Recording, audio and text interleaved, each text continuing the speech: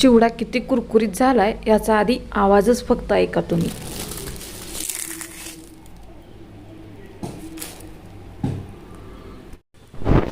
नाईंटीजच्या काळात हा चिवडा तयार केला जायचा, एकदम साध्या सोप्या पद्धतीचा व तिखट आणि कुरकुरीत, जो संपेपर्यंत अजिबात नरम पडत नाही असा हा खमंग चिवडा किंवा भडंग म्हणा कसा करायचा ती बघूया आपण। आता इथे हे भडंगचे चिरमुरे घेतले, जे कुठल्याही दुकानात सहज अवेलेबल होतात। पहिल्या काळात एकच प्रकारचे मिळायचे, आता प्रत्येक प्रकारचे चिरमुरे मिळतात। हे अशा प्रकारचे मोठे थोडेसे गोल आकारमधले हे चिरमुरे घेऊन मी नीट करून घेतले, ते स्वच्छ चाळून ती। आता आपण भडंग करूया किंवा चिवडा। आता इथे मी लोखंडी कढई घेतल्यामुळं तुम्हाला ही काळी दिसत असेल, खरं शक्यतो तळणीसाठी लोखंडी कढईच वापरा।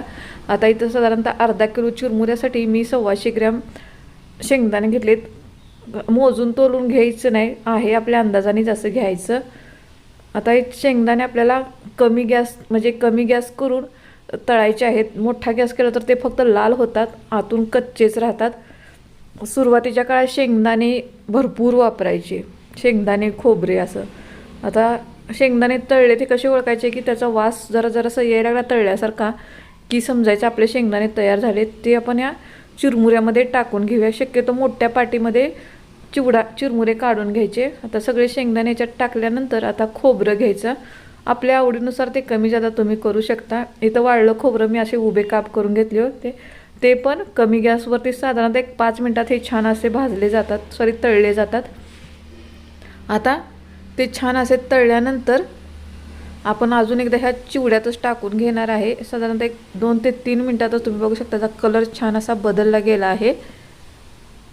आता आपण हे आपल्या ह्या चिरमुऱ्यातच टाकून घ्यायचा, प्रत्येक तळलेला पदार्थ चिरमुऱ्यामध्येच टाकून घ्यायचा।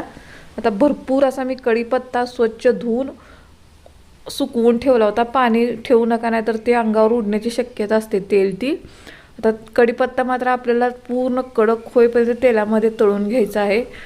कढीपत्ता तळण्यासाठी थोडासा उशीर लागतो, मोठ्या गॅसवरती तळा जेणेकरून ते तेलकट होणार नाही। आता साधारणतः 5 ते 7 मिनिटात तुम्ही बघू शकताय आपला कढीपत्ता छान असा तळला गेला आहे।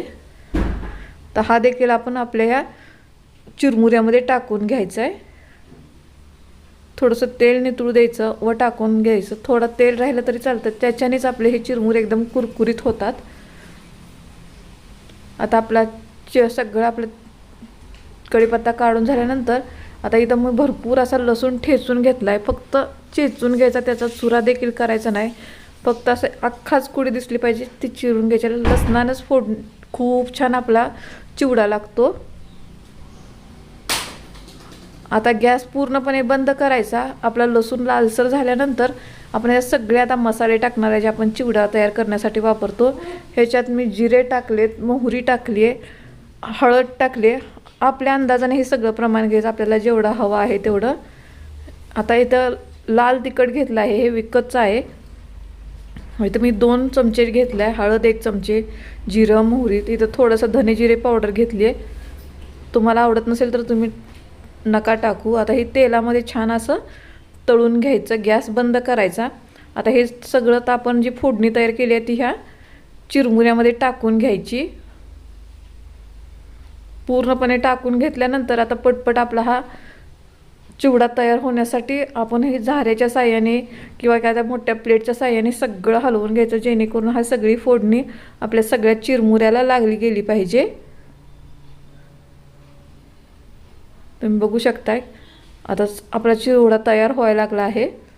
आता आपण याच्यामध्येच मीठ आणि थोडीशी पिठी साखर टाकणार आहे, जेणेकरून आपला चिवडा कायम पिठी साखर याच्यासाठी टाकायची की तो कडकच राहतो, मऊ पडत नाही। आणि चवीनुसार मीठ टाकायचं, मीठ शक्यतो एखाद्या वेळेला चिरमुऱ्यात पण मीठ असतं, त्याच्यामुळे तो अंदाज घेऊनच टाकायचं।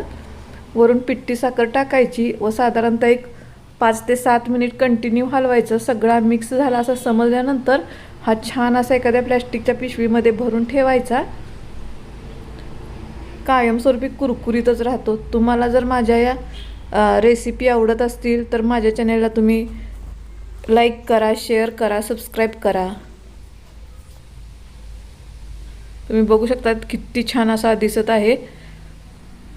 पहिला दुसरं कोणताही मसाला न वापरता असाच चिवडा तयार करायची. धन्यवाद.